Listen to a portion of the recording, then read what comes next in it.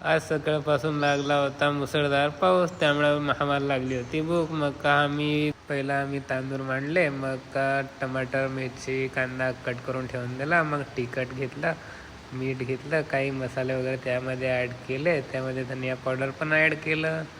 मग कसं काय चवदार दिसायसाठी आपल्याला घ्यावं लागणार थोडं हळद आणि मीठ. मग आम्ही नाही का भात आमचा तयार झाला. मग भात आम्ही साईडमध्ये ठेवून आम्ही भाजीची तयारी केलो.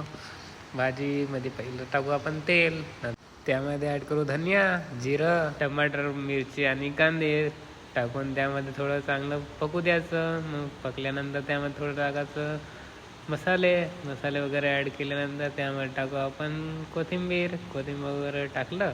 त्यानंतर तिखट, मीठ, हळद वगैरे टाकलं. मसाले अच्छे मिक्स करायचे.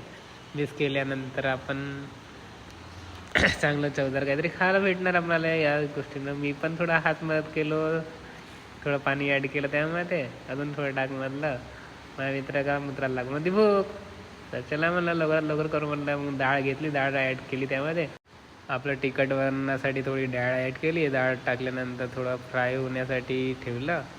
वासेवरून कळलं की डाळ तर एक नंबर बनणार आहे. डाळ का मग कसं एक नंबर छान दिसून राहिली. मग का माझा मित्र वाट पाहत होता. मग आम्ही जसं जेवण तयार झालं तसं आम्ही गेलो. आणि मग का माझ्या मित्राला तर लागून होती जोरानं भूक.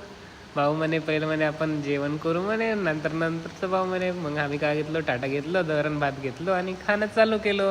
मग आमचे छोटे मुलं नाही का बाहेरून आले होते. चला मला तुम्हाला पण चारू म्हटलं, खा म्हणलं, आजचा दिवस आमच्याकडून फ्री आहे. तर मग काय आमचा हा व्लॉग तुम्हाला आवडला असेल तर सबस्क्राईब करा आणि फॉलो करा असे व्हिडिओ बघण्यासाठी.